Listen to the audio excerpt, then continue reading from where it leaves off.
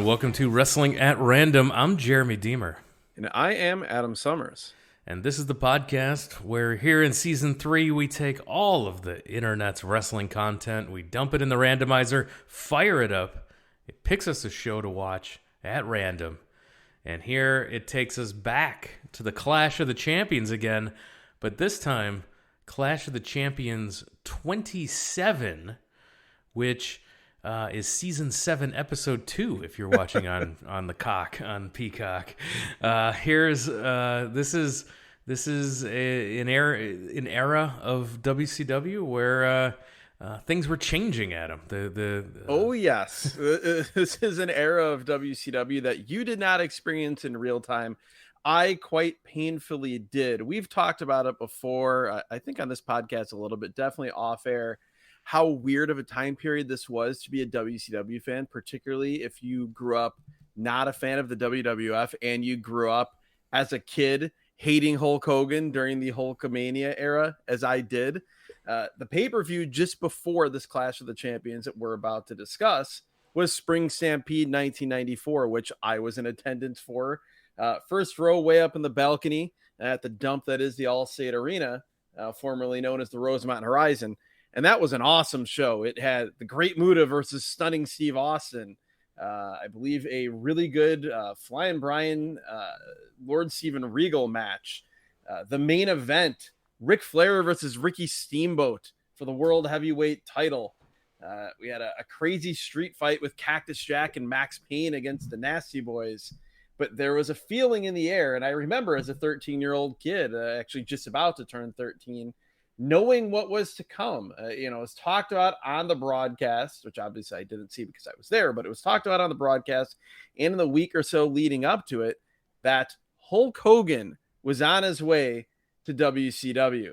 And as a kid who lived and died WCW, and before that NWA, Jim Crockett Promotions, the whole deal, like at that show, as exciting as it was, it felt like a bit of a funeral of the WCW and NWA that I grew up watching. And here, this Clash of the Champions that we're about to discuss, this is the first major event in WCW of the Hulk Hogan era. The show took place June 23rd, 1994, Charleston, South Carolina. Now, this was, like you mentioned, going to be the first Hogan appearance at an actual event. They had in an arena. Yeah, they had done like a parade through Disney for his arrival. Yes, the ticker tape parade at Disney MGM Studios, which looked so fake. It was about as legit of a parade as Pastamania was a legit Italian restaurant. So this show drew 4,044 paid, a $42,000 gate, which are good figures compared with previous clashes and even some recent pay-per-views at that time in 1994. There was 6,700 fans in total with papering and comp tickets. So about 2,700 free tickets. Wow, that's one of the higher percentages of comps, of freebies, of papered tickets, I think, for any show that we've talked about here on the podcast. Now, WCW was known for having some production errors, and they continued having production errors by airing the Control Center segment that was scheduled to run June 26th, 2 days after the show, on Main Event. That show, they accidentally aired the Control Center segment 1 week early. So the Control Center segment that recaps the show that had not yet happened? Correct. It gave away all of the results from this show. Wow. Good thing I didn't see Main Event. That was probably the show that I saw the least. It aired here in Chicago Sundays at 5:05, and usually as a family we'd go out to dinner, go to a mall or something. So I didn't get a chance to see that very often, so this show was not spoiled for me. But yeah, as much as I love WCW 92, 93, early 94 prior to this, yes, production errors were the norm. This is also when we're getting around the time period where they would be doing the marathon tapings for Worldwide at Disney MGM Studios, the aforementioned park at Disney World. and they would do these tapings that were meant to cover several months worth of TV. And at least at one of these tapings, they sent out wrestlers with championship belts who had not yet won the titles. The observers and torches and everyone else of the world got that information. They got reports from those shows, and the next several months of WCW storylines were effectively spoiled immediately. This Clash of the Champions show drew a 3.0 rating, the company's fourth lowest rated Clash ever. However, the good news was that the Flair Sting match on this show peaked at a 4.2 rating. So about 2.5 times as many viewers saw that match as saw the opening tag match. So you're telling me that WCW viewers tuning into a Clash of the Champions event on TBS were excited to watch Ric Flair versus Sting? I'm shocked. That was the thing they were excited for, yes. And the show starts with a video package telling us that we're going to get a unification match. The WCW International World Champion versus the WCW World Heavyweight Champion to unite these titles. This whole separate titles thing was absolutely infuriating as a someone not paying attention. It was crazy popping in to just like grab a wrestling magazine while going through the aisles of the grocery store, still just popping in. Hey, what's going on in wrestling? The International World Champion got the big gold belt and the WCW World Heavyweight title. While I do want to talk about that belt, it's a nice looking championship. It is a nice looking championship. It's the belt, the physical title belt that was created when Ric Flair took the big gold belt to the WWF when he left in 1991. And then in 1992, in the summer of 1992, the NWA World Heavyweight Championship was revived and contested for as part of the G1 tournament in New Japan with WCW participation in the summer of 1992. That whole relationship between what was left of the NWA and WCW fell apart, though. They lost the rights to be able to call it the NWA World Heavyweight title, and so it became the WCW International World title, but it was still the gold belt. It sort of meandered around for a brief period of time in WCW, and then here, yes, we're told it's title versus title. It's pretty funny because later on, Bobby Heenan, like, he's doing everything he can to sell this match. He's talking about, like, this means there will only be one true world champion in wrestling. He says he's waited his entire life for this moment. So while I give him credit for giving the hard sell, it felt ridiculous as a 13-year-old back in 1994. In hindsight, it feels even more ridiculous now. Yeah, you mentioned our announced team is Tony Schiavone, Bobby Heenan, and Mean Gene welcoming us. And yeah, they tell us that it's the biggest night in WCW history. I'm shocked that Tony Schiavone would tell us that, by the yes. way. That's an unimpeachable source when it comes to biggest nights in the history of our sport. And we love Tony Schiavone, but it is what it is. Also, we should note that, yes, it's Tony, Gene Okerlund doing interviews, Bobby Heenan on color commentary, and then Tony Schiavone just casually lets us know that later on, Jesse Ventura will be on the broadcast as well, which I had forgotten that there was a bit of a overlap between when Bobby Heenan came into WCW and Jesse Ventura still being there.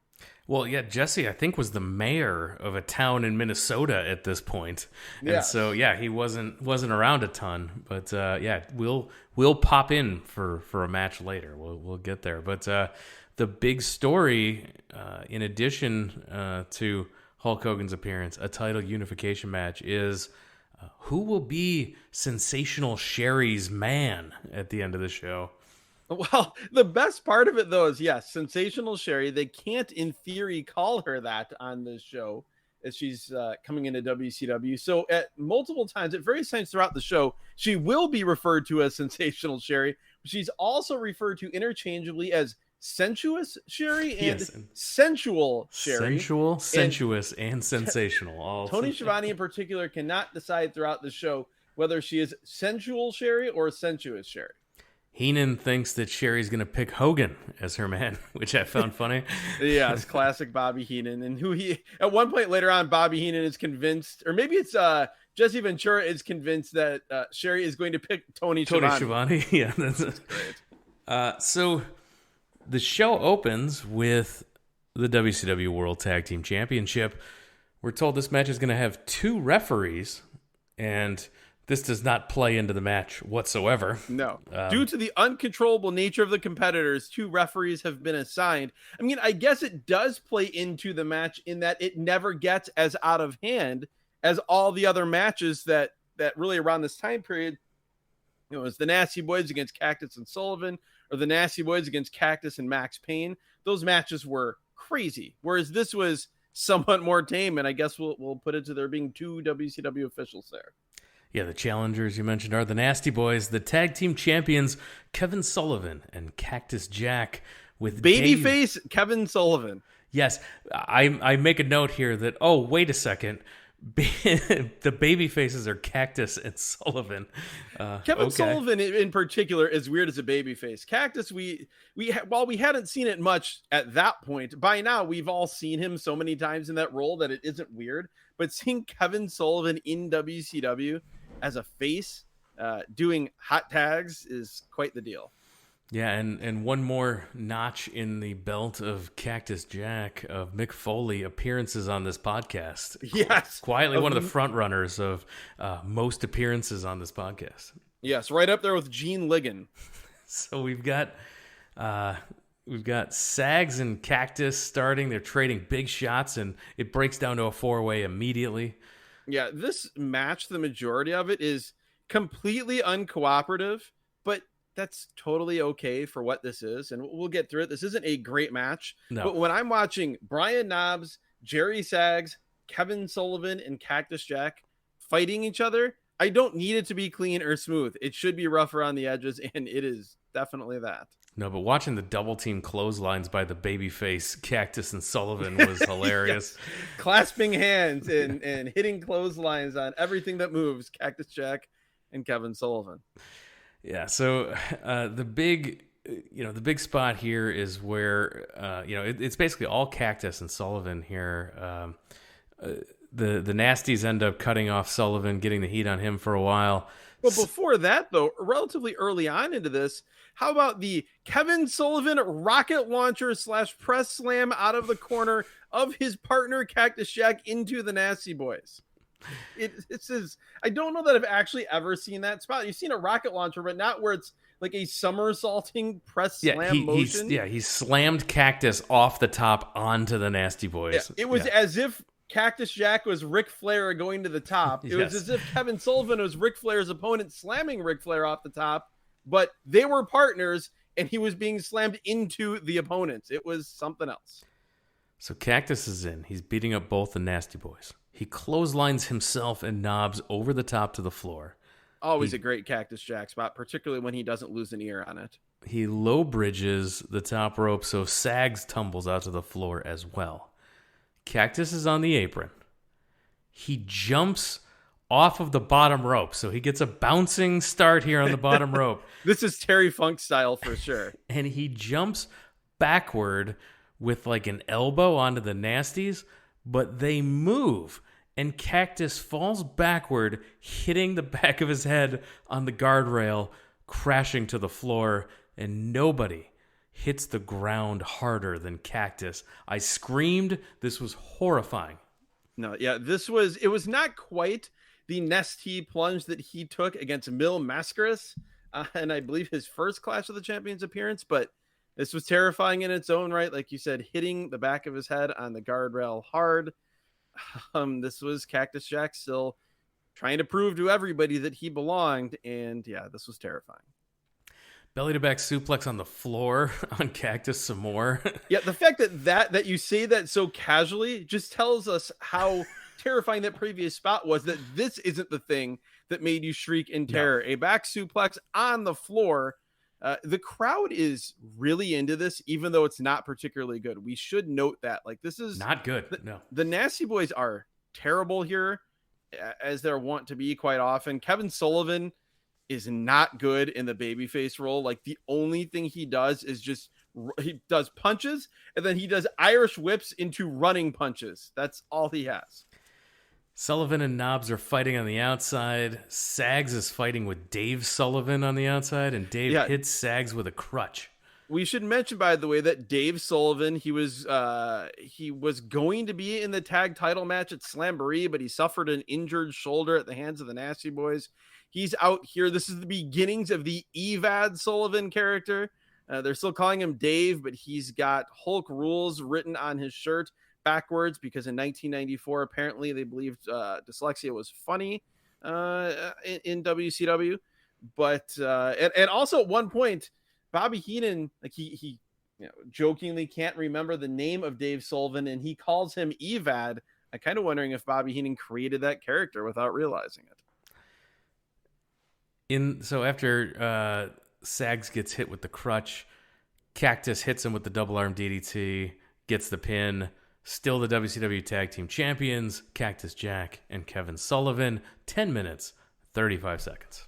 Not great. Crowd was into it. It was fun to see Cactus do Cactus things. Not a whole lot else really to write home about in this, other than the fact that when Kevin Sullivan got thrown into the rail early in the match, Tony Schiavone called it the Iron Safety Rail, which I don't think I've ever heard the guardrail, the steel barricade. Iron. It's iron. I've never heard it referred to as iron. Kevin Kelly always calls it the fence, but I've never heard it referred to as iron. Maybe it actually is. In any event, we immediately go away from this scene to Gene Okerlund, where he tells us that the winners of each match will be on the hotline. Then after the Clash of the Champions goes off the air, there will be a post show on the WCW hotline. Who will be hosting the post show? An amazing pair of men here in 1994, Gordon Solie and Teddy Long, which you could listen to the post show for $1.49 a minute. Yes. Kids, get your parents' permission before calling so you can hear 1994 Gordon Solie and Teddy Long talking about this Clash of the Champions. From there, Gene Okerlund introduces us to Sting. Sting comes out, and this is several years, obviously, before we get Crow Sting, but it's kind of a cool look in that it is full-on Surfer Sting, blonde spiked hair, but he has black and white face paint in the Surfer Sting style. This feels like a little bit of a hybrid. Yeah, very cool look for Sting here. A classic short Sting promo.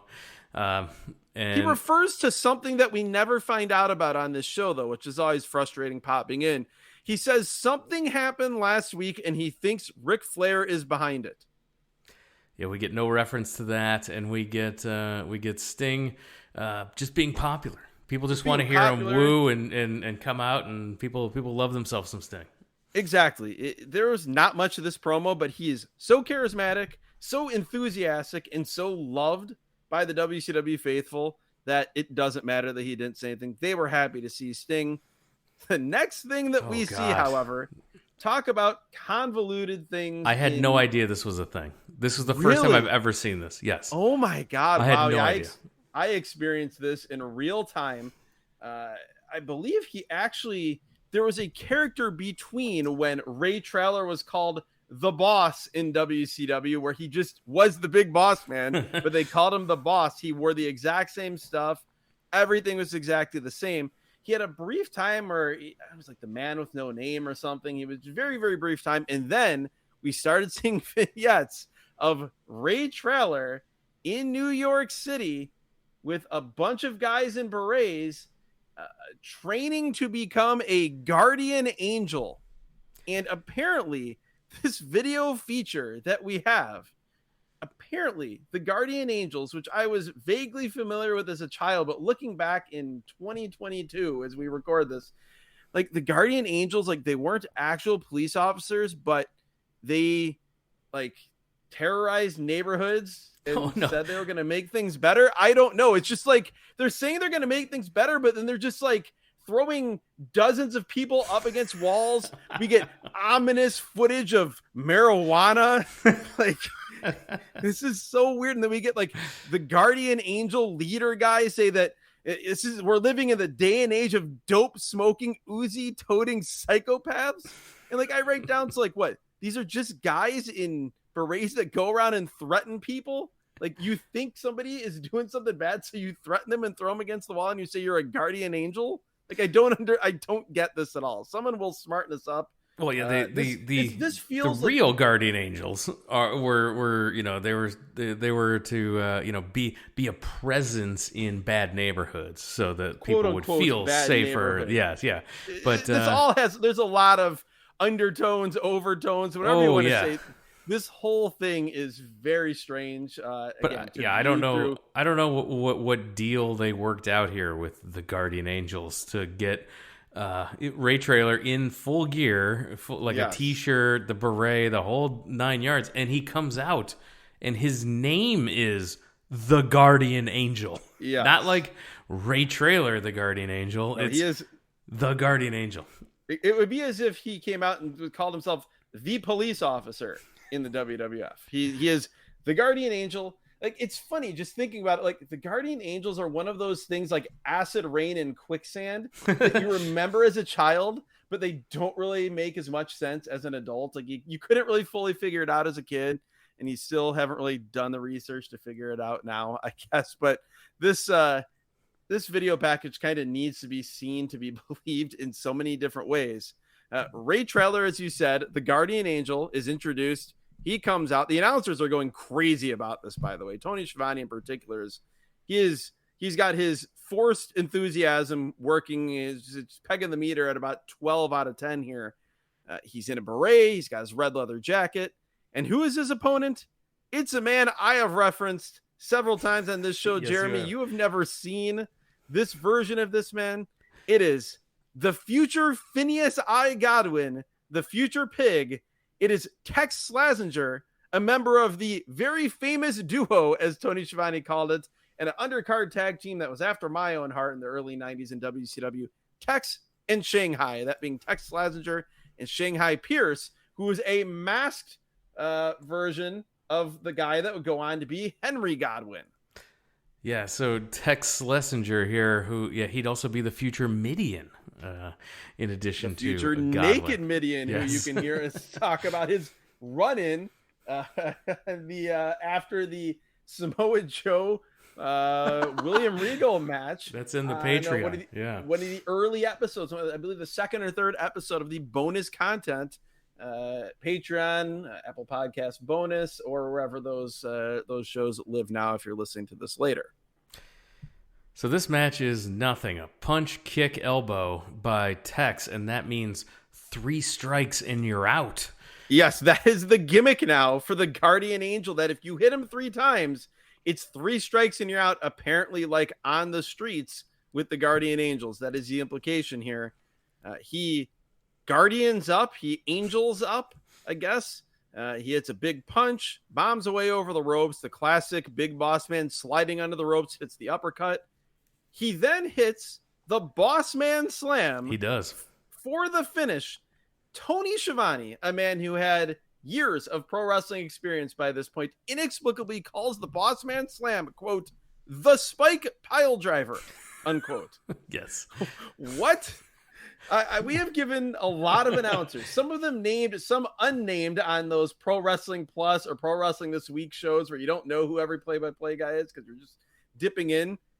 I don't know that any of those terrible guys had a worse call here than Tony with the Spike Pile Driver for the Boss Man Slam. We love Tony Schiavone. Oh my God. But we will call it out when he that's something egregious like that. 1 minute, 44 seconds for this If we're match. willing to risk losing Truth Martini as a listener, we're willing to risk losing Tony Schiavone as a listener, as sad as that would be.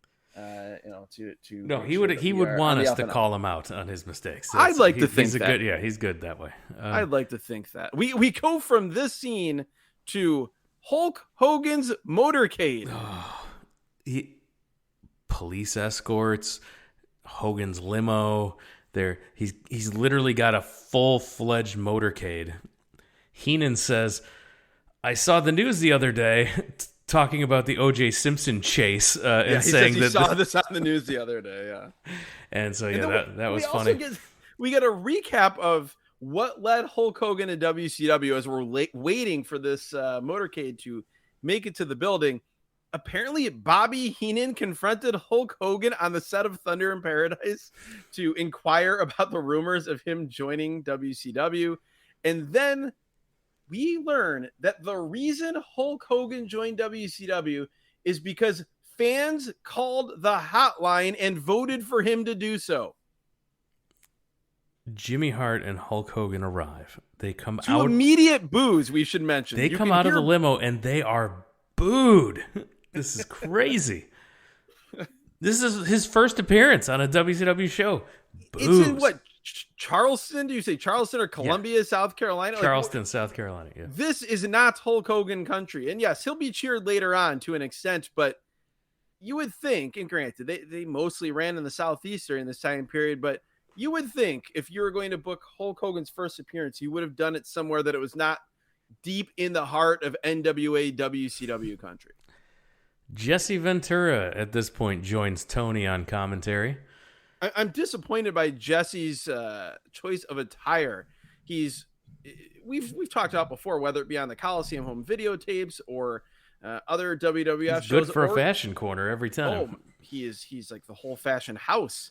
Here, the only thing notable is that he wears sunglasses the entire time. Otherwise, he's just Jesse Ventura in the exact same tux that Tony Schiavone is in.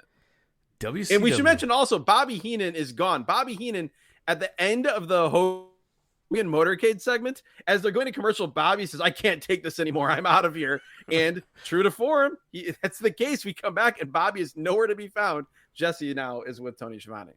WCW World Television Championship. The challenger, Lord Steven Regal, weighing 18 stone, which I always yes. love, Yes. accompanied by Sir William. His opponent, the television champion, the living legend, Larry Zbyszko. Babyface Larry Zbyszko. And let's talk for a moment about these introductions, because first we have Lord Steven Regal coming out. He is wearing a George Washington level powdered wig. You mentioned Sir William, his manager, who is superstar Bill Dundee as his manager. And then Larry Zbyszko comes out, and Gary Michael Capetta gives him this long introduction talking about that he's wrestled 5,000 matches. He's a former world champion. And this is where it dawns on me that, oh my God, there is something more strange on this show than babyface Kevin Sullivan.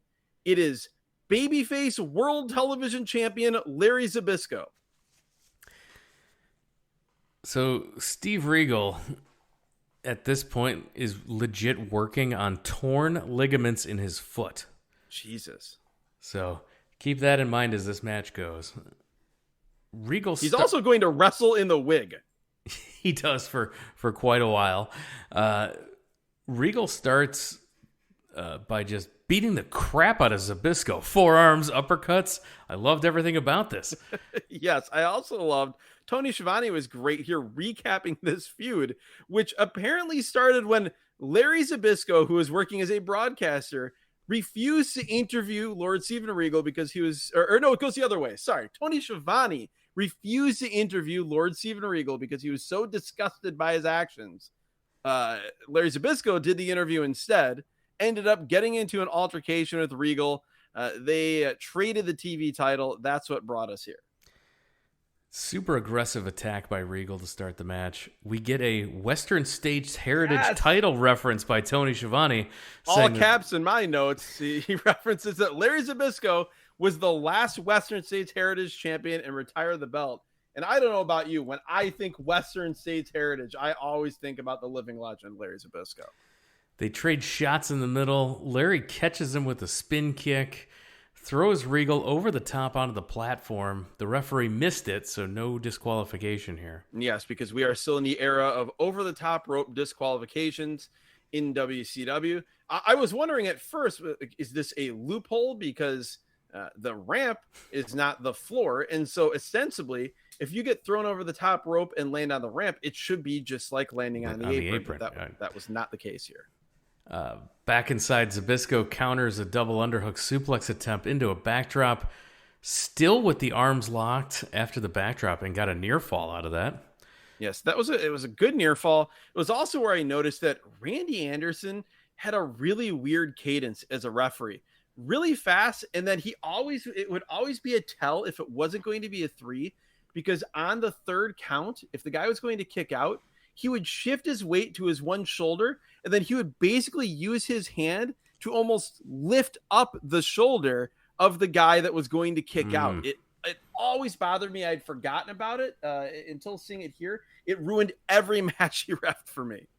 Zbyszko hits a pile driver. Regal barely rolls his shoulder up.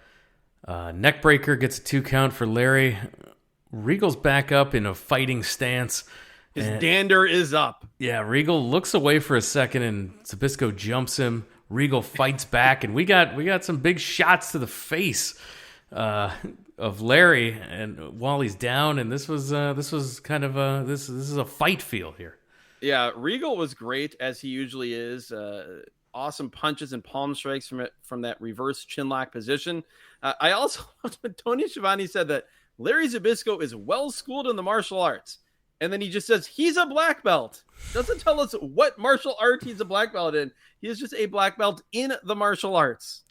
Larry has Regal in the body scissors, and you've never seen someone sell body scissors better than William Regal, or Steven Regal here. It was also hilarious because watching this through modern eyes, in a world where the UFC and MMA exist, seeing a guy sell the guard as though it is a painful submission hold was one of the strangest things in 2022 as we record this that you could ever watch. Regal did headbutt his way free, jumping double knees. Zbyszko grabs him in a bear hug position and then just slams him down, puts on a Boston Crab, and tries to. Yeah, Sir William from the outside gives a push, and Regal rolls through, lands on top of him, grabs the top rope, and gets the pin. New TV champion, Lord Steven Regal. Now, the reviews of this match were very poor, but this was totally fine. On my scale of Zbyszko matches that we've seen at this point on this podcast, this was fine to great compared to some of the horrible matches we've seen. I thought this was totally fine, but man, people did not like this match. 9 minutes, 25 seconds. Yeah, I think part of it too is when you think about the other guys that Regal, when he had been in the TV title scene over the last year or so prior to this, he was wrestling Ricky Steamboat, Flying Brian Pillman. So this was a downgrade of a TV title match. But to your point, while this was no Larry Zbyszko versus Mr. Saito from New Japan, this is far better than most of the Zbyszko matches that we saw. And I think in a weird way, it's because as a babyface, he really wasn't on offense much. And so we did not have that just horrendously boring, stalling Zbyszko heel, boring offense. We had more of just of Regal beatings. Regal just palm strikes and punches and nasty headbutts to the stomach and just cool little things. So this was totally fine by my estimation. Regal will be on option 2 of the hotline. Dustin Rhodes and Arn Anderson join Mean Gene for a promo. Dustin Rhodes here looks like if an Aquafresh toothpaste bottle had become a cowboy. At the big upcoming bash at the beach, Terry Funk and Bunkhouse Buck and Arn Anderson, myself of the world, await your answer. My answer comes to Dustin Rhodes with a couple of conditions. If you want me to be a partner to you, Dustin Rhodes, it's not going to be the Arn Anderson you see standing here today. It's going to be the Arn Anderson that these people have demanded over the last year. The old Arn Anderson. The one that's not politically correct. The one that will smack his granny in the mouth for 50 cents. The one that will start a fight in the parking lot and bring it in the building. Now, if I take this match on these conditions, we may get hurt real bad, but I expect that. We may get fined a lot of money. We may get hurt permanent. But if I take this match, Dustin Rhodes, under these conditions, understand one thing. We're turning the hurting around, and we're putting it on them. My answer is, yeah, I'll be glad to be a partner. That's what it's all about, Gene. This is a great start of a new beginning. The enforcer, the natural Dustin Rhodes, the whole world stands behind us. As you heard in that clip, Arn will be the tag team partner of Dustin Rhodes. WCW United States Championship. I am hyped. I just need to let you know we haven't had a whole lot of opportunities to talk about stunning Steve Austin, the version of Steve Austin in WCW. This is not revisionist history. Ask anyone who knew me back then. Ask my dad, who I went to all those WCW shows in 92 and 93 with. Stunning Steve Austin was my favorite wrestler in the world at this time. I loved this version of Steve Austin. And so getting a chance to see him here against Johnny B. Bad for the U.S. title, I'm hyped. I'm a little bit disappointed, though, because when the randomizer pulled a Clash of the Champions from 1994, I got excited because I remember that I think it was probably was the Clash right after Bash at the Beach, where Ricky Steamboat and Steve Austin had a great U.S. title match at Bash at the Beach 94, and then had a great rematch the month after. I was hoping that was this show, but as we got to it, no, it is in fact Steve Austin and the future Wild Man Mark Miro. Let's see if our theory that Mark Miro was much better and much more charismatic as Johnny B. Bad, let's see if that holds true. Yeah, so these two start. We've got Bad Blasters from Johnny B. Bad as he comes out, so there's going to be confetti out there for the rest of the show. Yeah, which Bobby Heenan is disgusted by the way. He mentions earlier how much he hates the graffiti that Johnny B. Bad left around ringside. But yes, Johnny B. Bad comes out to his Slam Jam music, his song from the Slam Jam record, which I had on cassette tape. He has a robe that says, "Let's not sit down, Charleston. Let's get down." And I note immediately as he's walking his way down the ring or down the ramp with the Bad Blaster, yelling to the camera that, my God, this man has so much more charisma and just amazing life force than he did. As Wildman Mark Miro, he just seemed like a broken man. Here, he is one of the most charismatic men you've ever seen in your life. Like, you transport this Johnny B. Bad into modern wrestling, and he would leap off the television screen. Yeah, so you've got Austin coming out without Colonel Parker, and it's noted that they're going separate ways. But then the next Saturday night television show, he's right back with Colonel Parker again. So yeah, little miscue. He did thankfully have his awesome WCW entrance music, which I was hoping would not be dubbed over. No, this is good. Not. Yeah, it was great. It's great. It was the same music he would use also with the Hollywood Blondes, his team with Brian Pillman.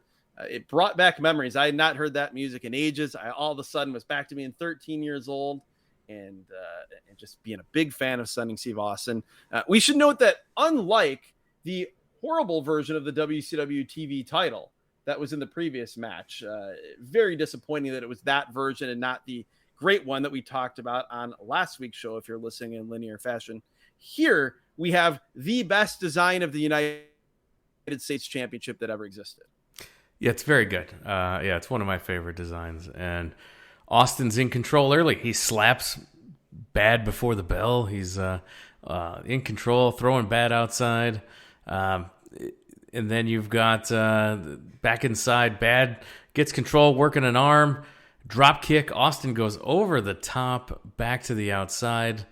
Austin's selling is so great. It's so close to being over the line to comedic, but it's just below that. It doesn't get there. Highly entertaining. I also love how his trunks just say in like stencil type writing on the back, U.S. champ. Yeah, I love that it said U.S. champ on his tights.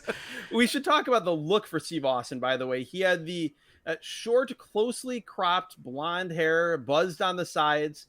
He was balding on top, but he sort of had it cut to where you couldn't really see it. It was just starting to grow the goatee out, and he's in great shape. He's big, and he can move. If you've never seen WCW era Steve Austin, you've only seen him as Stunning Steve. and you're used to the giant knee braces and, just, not necessarily a super fast level of movement, it would be jarring to see him here. Within a couple of minutes of watching this, I wrote down in my notes, it was exactly what I thought as a 13-year-old. They are insane to not be building the company around this guy. As a kid, I thought Steve Austin, it's a no-brainer. He's the heir apparent to Ric Flair. And I think most people watching the company felt that way at the time. Oh, you couldn't watch this and not think that he's the next guy. Like, yeah, there's no reason not to strap a rocket to him. He was the guy. He's super aggressive. He's charismatic. Everything he's doing looks good, and he's a star. And it's easy to see. And still so early on in his career, he was only, 4 or 5 years into his career at this point, as far as being a full-time wrestler. Well, I mean, imagine, his performance in the War Games alone as that early in his career, just absolutely. Well, even going back to that USWA episode that we reviewed. Sure. Yeah. In that street fight, and he was very green, but he showed elements of what he would be later. And then, he was incredible in that War Games in 1992, and had only honed his craft and refined his game even more here in 1994. It's also notable as we go through this match that Johnny B. Bad, I actually thought he was better than he got credit for in WCW, and he had some great performances. Particularly, I think maybe even a year later, some of the TV title matches that he had with Diamond Dallas Page. I remember one, I think, on a World War III pay-per-view that was just off the charts, great for what it was. But here, some things he does look great, but he's getting lost quite a bit. And you can see Austin really holding this match together and calling it and sort of trying to keep Bad from losing his place. There's plenty of times where he grabs him and gets in real close, and you could grabs a side headlock, and you can grabs him by the hair and pulls him in for an eye gouge, and he's telling him something. It's so at this point, Austin's ramming him face first into the mat. We get arrogant covers by Austin. The best, I think it's around this time period where Austin, he hits that falling elbow drop. He grabs Johnny B. Bad's hand, looks toward the camera, mocks Johnny B. Bad, waves hi to the crowd, and then says in a Johnny B. Bad voice, "I'm with the U.S. champ." Bad gets a desperation drop kick, inverted atomic drop, and flying head scissors. He follows it up with some body shots, and Bad hits a DDT. He goes to the top rope, gets caught by Austin, and gets crotched on the top turnbuckle. What happens next is one of my favorite spots of any show we've reviewed on this podcast. And if it had been the finish, it would have been my favorite finish ever in 3 seasons of this show. I knew you were going to be so thrilled when this happened. If you are a long-time listener, I'll take this one. Yes. If you are a long-time listener of this podcast, you know that I despise, with the power of 1,000 burning suns, the top rope sunset flip, where you basically take a flip bump off the top rope at full force. This somehow does not hurt you and allows you to be able to pin your opponent as you roll through. Here, Johnny B. Bad goes for the top rope sunset flip. And Steve Austin, being my favorite wrestler in 1994, knew what was up, moves out of the way, and Johnny B. Bad takes, as described, a massive flip back bump in the middle of the ring at full force.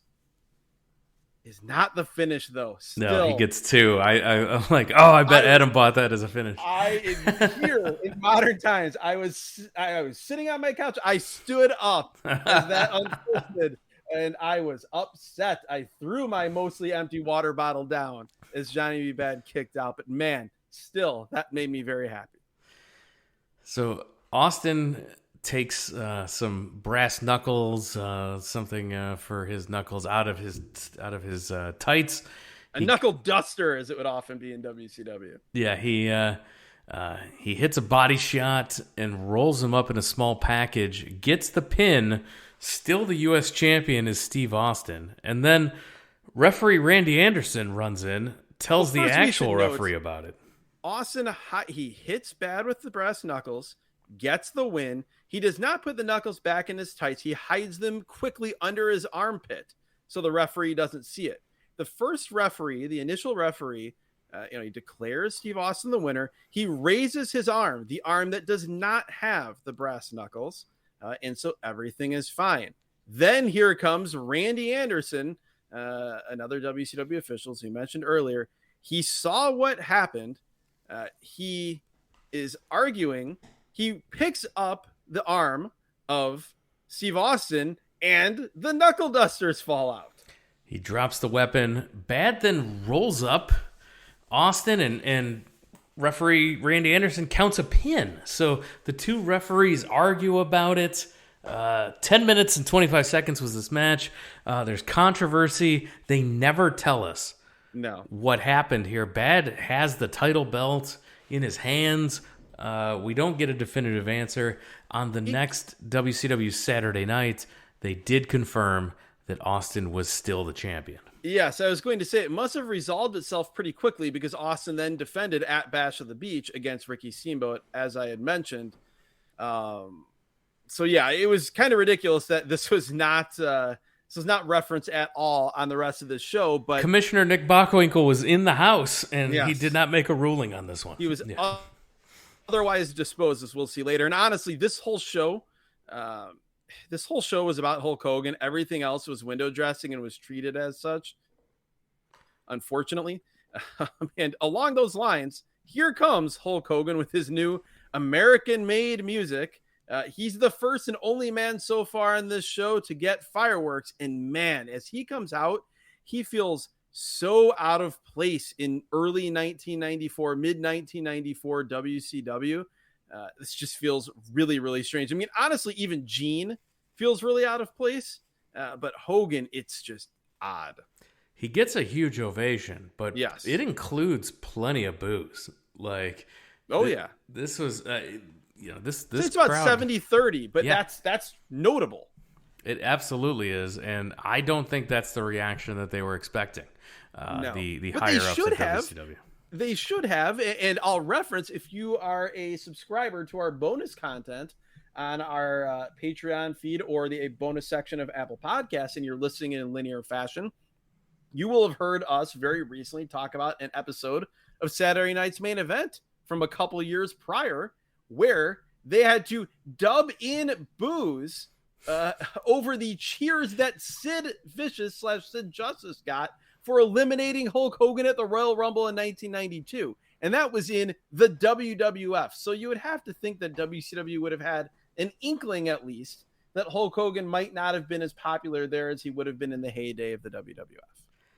He cuts a promo with Mean Gene, talks about being a 5-time champ. He talks about body slamming Andre the Giant, but never before. Said the greatest day of his life. Yes, this is the greatest day of his life. I hope his children and wife were not listening.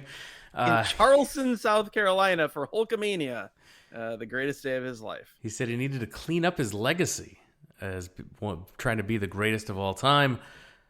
Whoever wins the match tonight, he's got his sights set on them.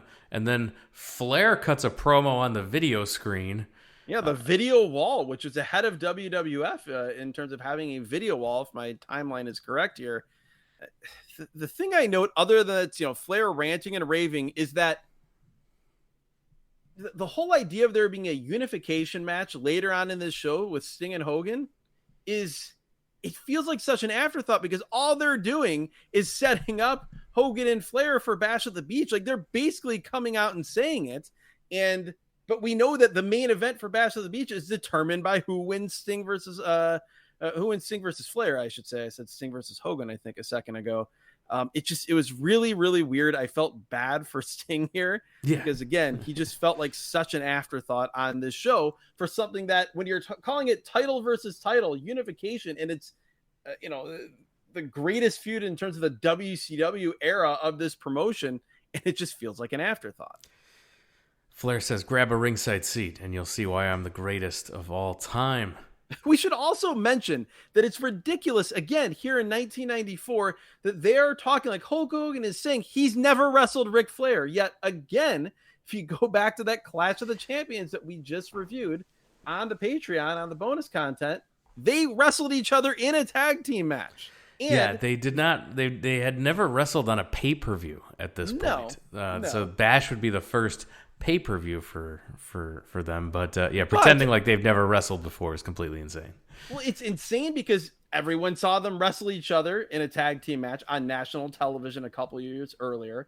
And they did house show matches, main eventing in pretty much every major metropolitan area in the United States at that time period. So if you were a fan, you had seen it. But I guess it was just strange because WCW wasn't quite as into ignoring wrestling history as the WWF was at this time. So to see them do that here, and I remember at the time as well as a kid, like it felt jarring. Heenan's back. We still have no Sherry announcement yet. We get a weird video with Shaquille O'Neal and Hulk Hogan. From Pastamania, it sure looks like. Shaq's got a Hulkster shirt and bandana on, and again, you can hear the boos from people watching this video. Shaq is also very skinny here. Oh yes, this was like rookie or second year in the league. Shaq straight out of LSU, first year or two with the Orlando Magic. Shaq, which again, his involvement would be tied into Bash at the Beach, which is in Orlando, at the arena where the Orlando Magic played. Shaquille O'Neal was the star of the Orlando Magic, and he was there. I can't remember. He wasn't the guest referee, but he was like a ringside enforcer or timekeeper or something. He was there. Heenan tries to make a Muggsy Bogues joke, who was the shortest player in the NBA, but he calls him Bugsy instead of Muggsy and just moves right along. Yeah. So the thing also here with Bobby Heenan, I get very frustrated. It's not anything that he did in this match, but when we see this long shot after the introductions, which we'll get to that in a moment, but after the intros, you can see Tony Schiavone and Bobby Heenan sitting ringside. Who's next to Bobby Heenan? WCW Commissioner Nick Bockwinkel. Why does Nick Bockwinkel not have a headset? I want Bockwinkel and Heenan content on commentary here in this world Missed title opportunity. match. Missed opportunity on several levels. Bockwinkel and Heenan, the history there. And then Nick Bockwinkel, one of the greatest world heavyweight champions ever. Let's get his thoughts on this unification match. The unification match, WCW International World Champion Sting with the big gold belt against the WCW World Heavyweight Champion Ric Flair with the WCW title on, and the WCW Commissioner Nick Bockwinkel and ring announcer Michael Buffer are in the ring.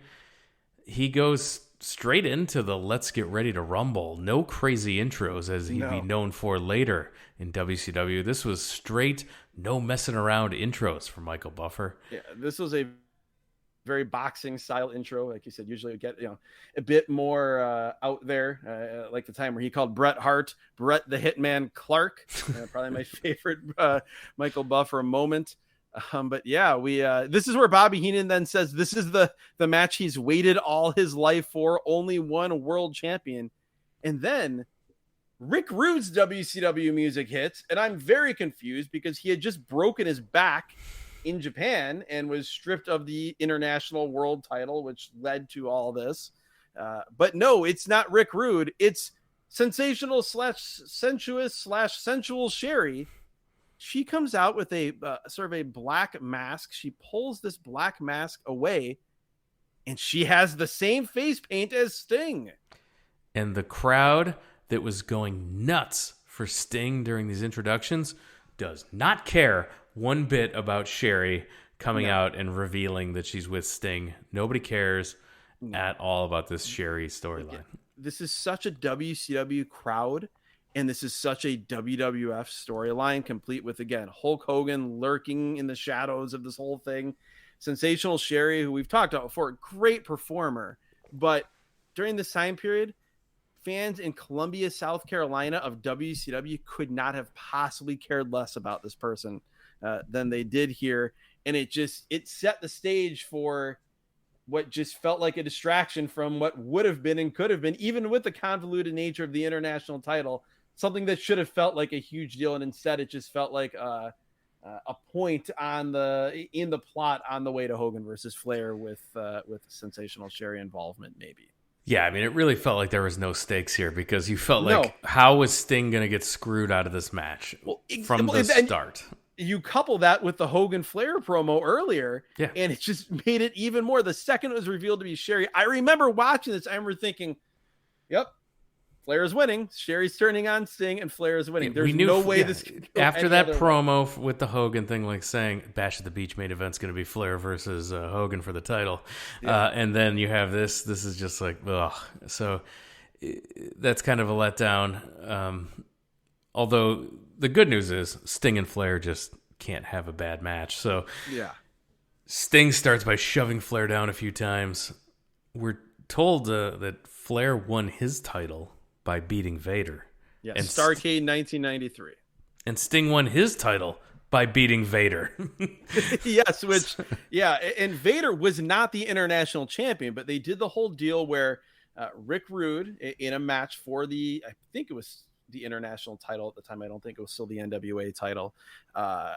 Sting and Rick Rude had wrestled, and Rick Rude had won, but on a crazy over the top rope dive by Sting, Rude caught Sting, and this was at the Tokyo Dome where there's the elevated stage, and Rude landed hard back first, like where the stage dropped down, with all the force and weight of Sting on him, and it destroyed his back. Rick Rude was not able to defend the title and would go on to never wrestle again. And so the story was that Nick Bockwinkel was going to give Sting the title. Sting said, no, I don't want to take it. I want to fight for it. And so they made the match Sting versus, his greatest rival during this time period and his toughest opponent, Vader. Sting defeated Vader, got the title, and that's what brought us here. Shivani does an awesome job here running down the history of Sting versus Flair. I thought he did just an absolutely tremendous job. For a long history, he got in all the high spots. Great. You could tell he was very excited too. We talked earlier about force enthusiasm for the Guardian Angel. Here, Tony Schiavone talking about the history of Sting versus Flair. That's in as much in its wheelhouse as it could possibly be. And the match gets going. The thing that to me, you talked about, Sting versus Flair, it can't be bad. It never is. And this wasn't, but they just did, particularly early, the Sting Flair match, which there's no reason to change it. It works, but it was hip toss out of the corner, drop kick, press slam. They were hitting all the favorites. They're playing the hits. Yeah. The one thing out of the norm is Flair rolling outside to regroup. And he's flexing at the camera. Yes. And Heenan points out that that's not Flair. That's Hogan getting into the head of Ric Flair. Bobby Heenan was great in this match. So good. One, he was like the Bobby Heenan announcer in WWF character when Ric Flair was there, and he wasn't fully Ric Flair's managing from a distance. Yeah. He was exactly managing from a distance while Mr. Perfect was there ringside with Ric Flair. But he was living and dying with every moment of a Ric Flair match, on the call. And it was the same here. He was so frustrated with Flair being out of his game. And he had a great line where he said that, people always complained about me being a distraction and interfering when I was a manager. But it's clear right now that Hulk Hogan is more of a distraction to Ric Flair than I ever was to any of my men's opponents. A couple of press slams by Sting. Flair rolls outside.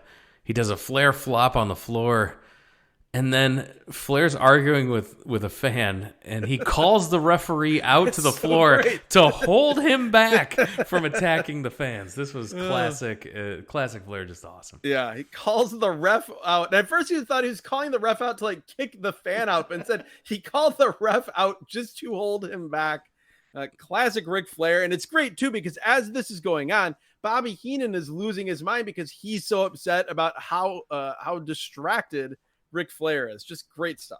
Flair hits his first chop, and Sting just fires up, and he runs wild with clotheslines. Flair sends himself over the top rope to the floor to escape and regroup again. Yeah, Flair again. Bobby Heenan's great.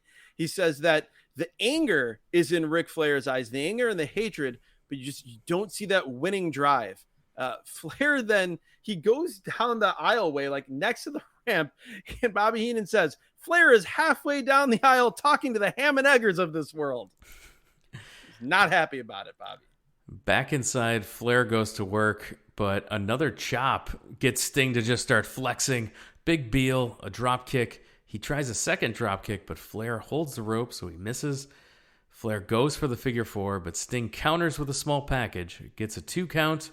Flair goes outside again, and this is really where Heenan's in full Ric Flair manager mode on commentary. Yeah, this is where he talked about the whole, they blame me for distractions, but Hogan's more distracting than anybody. On that last near fall, by the way, the roll up out of the figure four attempt, both Bobby Heenan and Tony Schiavone were great reacting to this. They were going nuts thinking this could be the finish.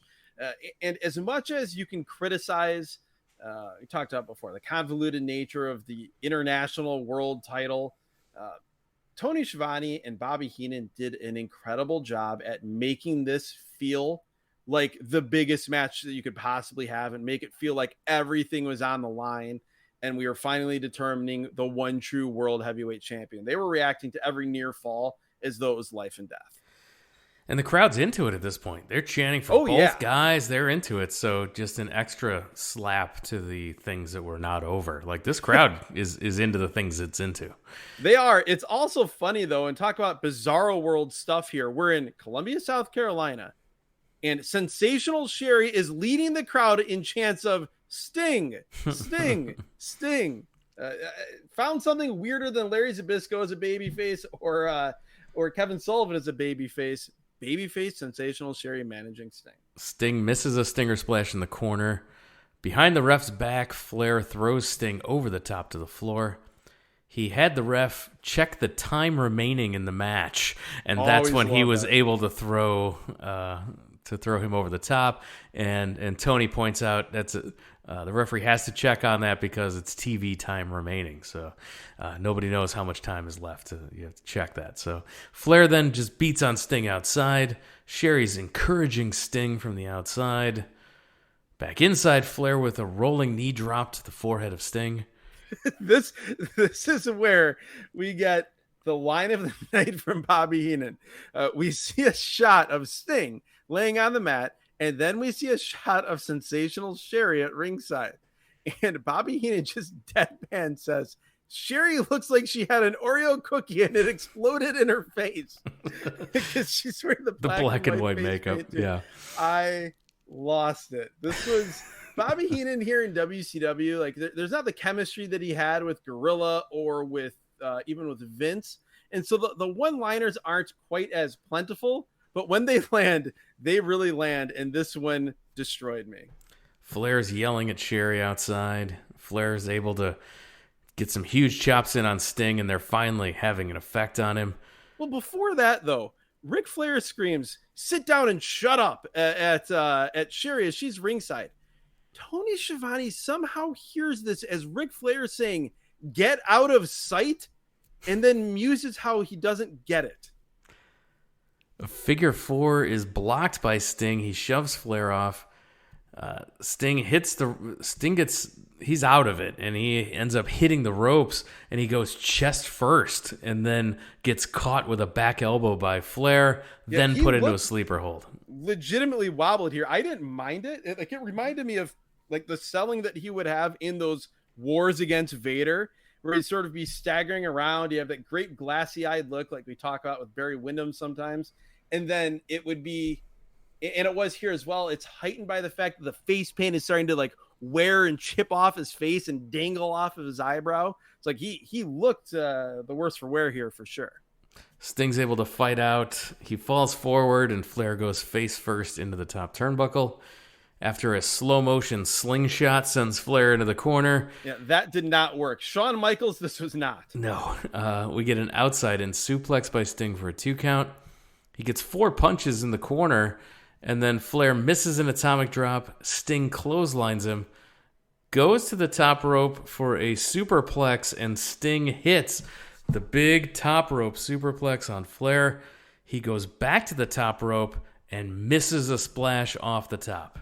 I was disappointed that we did not get the patented Ric Flair screaming about his back after he landed on this huge superplex, but I guess they had to go straight to the splash.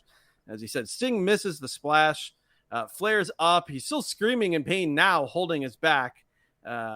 goes for a vertical suplex, but Sting immediately pops up from that. He runs wild, dropkick, press slam, clotheslines Flair over the top to the floor. Sting goes for a pescado over the top to the floor, and this is where Flair pulls Sherry into the line of fire, and Sting just crushes her on the floor. Oh, this was terrifying. You talked earlier on the show about how scary and just horrible that bump that Mick Foley took, the Cactus Jack took into the guardrail. This, I would argue, was worse because Sherry takes the full weight of Sting flying over the top rope onto her, and she gets crushed. The back of her head hits the bottom part of the bar, the iron bar of the guardrail. She had to have been concussed. This was awful. Flair from behind pulls Sting back in the ring. Sting gets a backslide for a 2 count. Sting's checking on Sherry as Flair's able to come up behind, rolls him up, hooks the tights, gets the pin. Ric Flair is your unified world champion to the surprise of no one. That whole sequence that you said, that unfolded very quickly. Like, it felt like they were told, all right, you got to go to the finish, and they did it right away. We should mention, though, Sting on that backslide, the ref was late getting there based on what had happened with Sherry, and so Sting kind of had a bit of a visual pin on Flair. I guess they figured that would help him save face here, but yeah, Ric Flair wins, like you said, to the surprise of no one. He is the world heavyweight champion, and he will now go on to wrestle Hulk Hogan at Bash at the Beach. But there's more before we get there as the show closes out. Has he raised his hand yet? There it is. Yes! Yes! The unified, undisputed heavyweight champion of the world, the Nature Boy, Ric Flair! Incredible. What a battle! What a fight! Unfortunate, and Sherry, surprised she could even stand. Flair has both belts, hugs Sherry, and then Flair chop blocks Sting, and Sherry, in a gown, starts coming off the top with 2 splashes onto Sting. They're both attacking Sting until Hulk Hogan's music hits, and he hits the ring. Hulk Hogan's theme song in WCW, horrible. What a horrible song. American Made. This is a terrible song. American Made. It's the guy. It doesn't work. The only thing it makes you think is this guy is old. Like, it does not do anything to counteract all the feelings that WCW fans would have had when he was coming in. He also, was funny to see him run down the aisle. Like, he ran down next to the ramp. Next to the ramp. He didn't take the ramp. What? Yeah. Which I'm guessing, because it's Hulk Hogan, even in 1994, he was starting to be a bit hobbled. And if I had to guess, he probably thought, I might fall, and I'd rather fall next to the ramp than on the ramp in front of everybody and then maybe go tumbling off. But it looks strange here. He tears the shirt. He goes for the big boot, but Flair bails out. Jimmy Hart wants Hogan to hit Sherry, but Sherry slaps Hogan, and Flair pulls Sherry away to safety as they both retreat.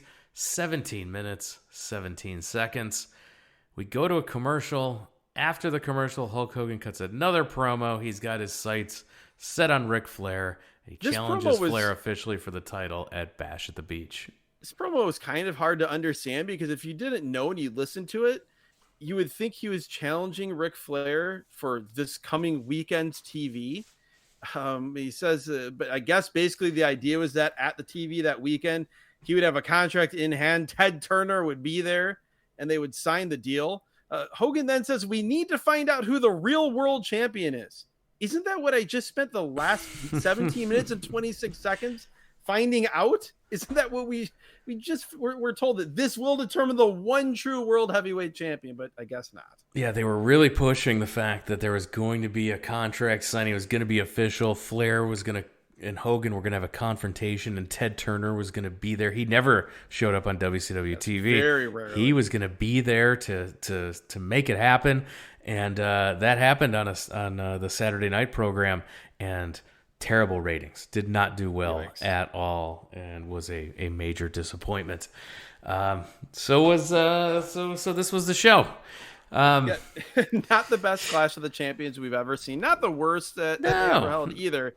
But there was no real, like, I feel like most Clash of the Champions, you had a match that you could really hang your hat on and say that was awesome.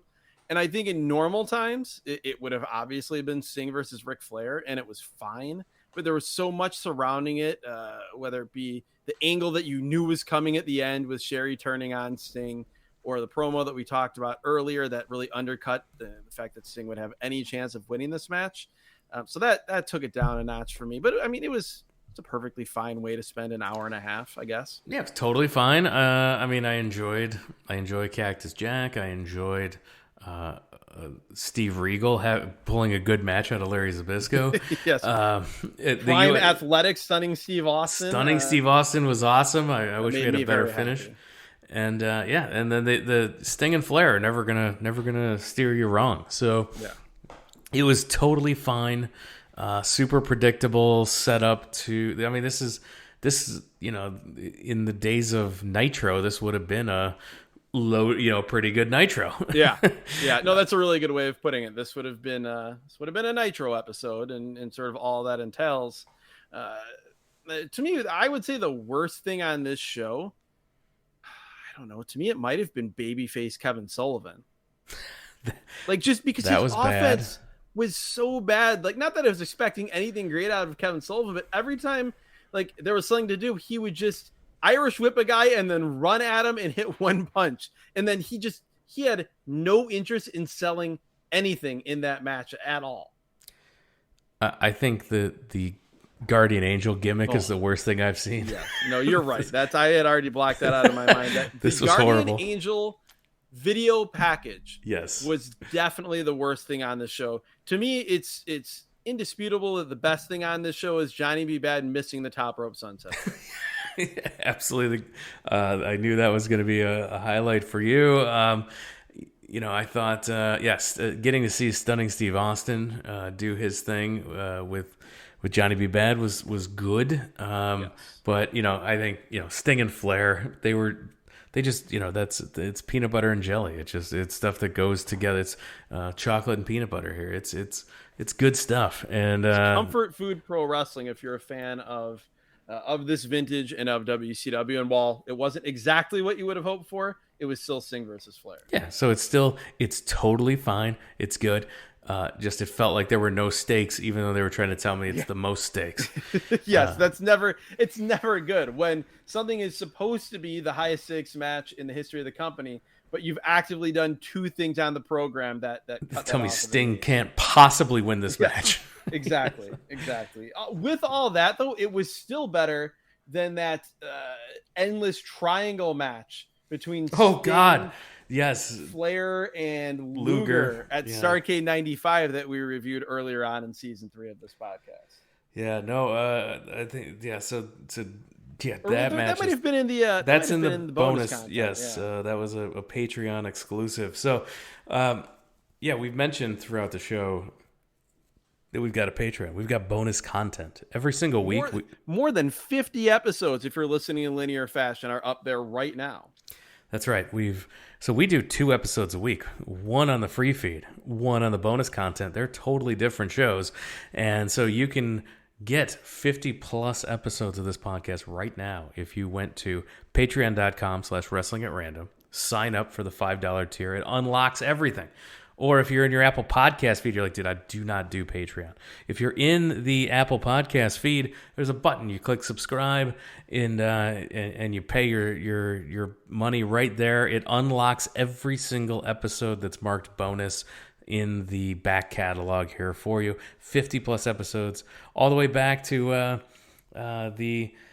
the earlier matches that we were talking about early on with Naked Midian during the Steve Regal and Samoa Joe, the second bonus episode we've ever done. That's all out there. Everything unlocks. Tons of episodes, tons of hours. And if this is behind a different paywall, then you subscribe, you unlock every single episode. It's waiting for you. There's never been a better time to subscribe than right now because there's so many hours of bonus content. And when we take a break from the free feed, the bonus content keeps on coming. So make sure you subscribe there. If you can't support the show financially by subscribing to the bonus content, you can always support the show by telling your wrestling fan friends about us. You can, wrestling fans know wrestling fans. Tell them about us, and see if even if it's your friend that used to be a wrestling fan but isn't anymore, they might want to take a trip down memory lane with us as well. Yeah, absolutely. Hopefully they won't turn on you predictably like Sherry did on Sting. Or maybe they already did. And in that case, I guess, as we always say, this podcast can bring you back together. I believe in the power of wrestling at random. The best way to interact with the show is at Wrestle at Random on Twitter or Instagram, Facebook.com/Wrestling at Random as well. We also have a YouTube. The audio version of this podcast is available to listen to on YouTube as well. YouTube.com/Wrestling at Random podcast. And all of those links, everything I described, the entire back catalog of this podcast. If you're a new listener to this podcast, you have hours and hours and hours of free content waiting for you. It's evergreen. It's new to you like it just came out this week. So go ahead, dig into the back catalog of Season 3, where it's just a free-for-all, Season 2, where it's weekly television, and Season 1, where it's big events. So the whole back catalog is there waiting for you, wrestlingatrandom.com. And with that, we're going to call it a podcast. Adam, thanks for joining us. Thank you, Jeremy. I am always happy to get a Clash of the Champions, but I'd be even more happy to get a pre-Hogan era next time. I want to thank everyone for listening, and we'll talk to you again next time.